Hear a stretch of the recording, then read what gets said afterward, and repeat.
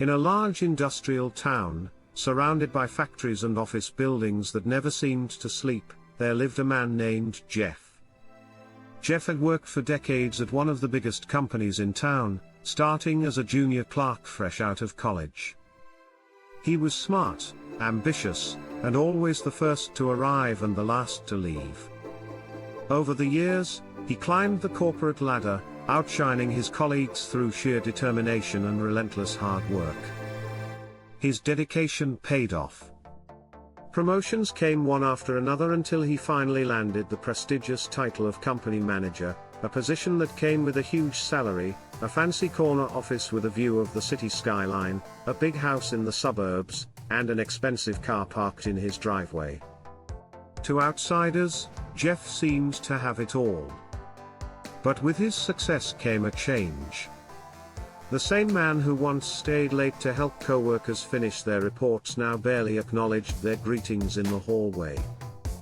The stress of power made him impatient and demanding. He had grown proud, certain that only he knew best. He would shout at employees for small mistakes, dismiss suggestions without listening, and fire people on a whim if they crossed him, even over minor slip-ups. Rumors about Jeff's temper and arrogance spread quickly through the company's hallways. His employees worked in fear rather than respect. Many talented people left for other companies where their voices were heard. Yet Jeff didn't care, or so he thought. One chilly Monday morning, the company faced a sudden crisis.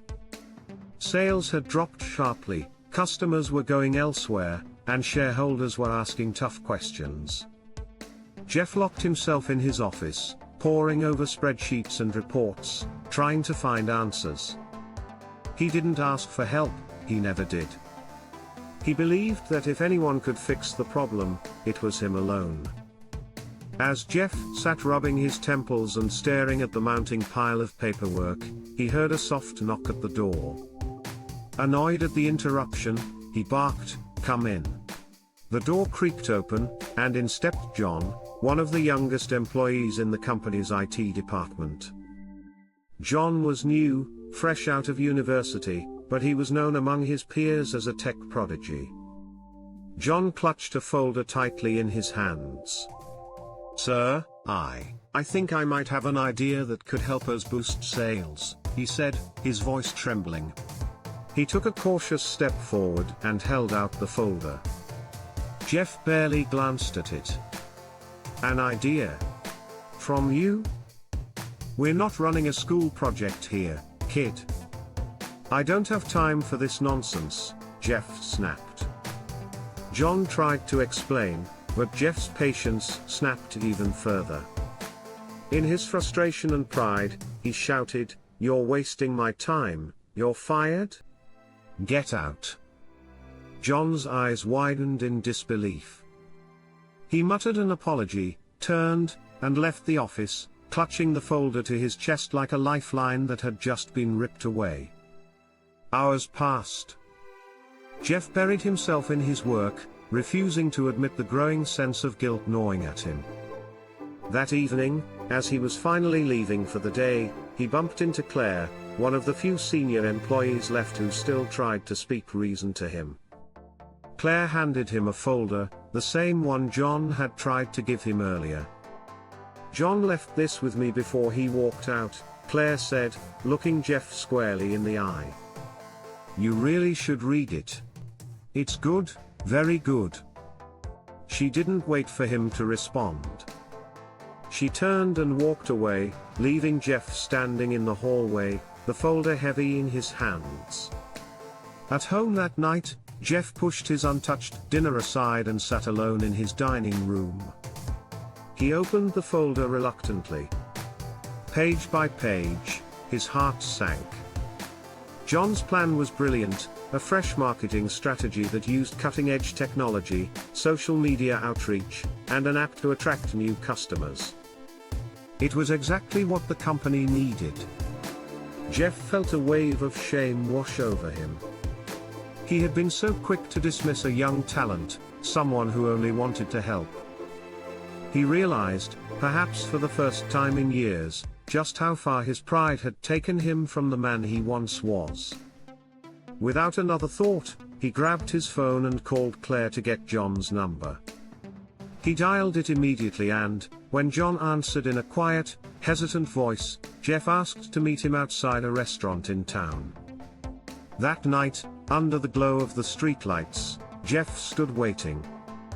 When John arrived, Jeff did something he hadn't done in a long time. He humbled himself. He got down on his knees on the cold pavement and apologized. He admitted he was wrong, that he had been blind with pride, and begged John to forgive him and come back. John, taken aback, looked around nervously, embarrassed by the scene. But he saw how genuine Jeff was, the proud man brought low by his own mistakes, and he chose kindness over resentment. He helped Jeff to his feet and forgave him. The next morning, back at the office, Jeff gathered all his employees in the conference room. For the first time in years, he apologized to everyone for the way he had treated them. He promised to listen, to trust, and to lead with respect instead of fear. Some people were skeptical, but over the weeks that followed, Jeff proved he meant every word. John's plan was put into action. Sales rose, customers returned, and the company's future was secured. But more importantly, the office felt different, warmer, more collaborative. People spoke up with ideas and Jeff listened. He walked the hallways with a smile, thanked his employees for their hard work, and offered help instead of harsh words. John, now promoted to head of digital strategy, thrived under Jeff's new leadership.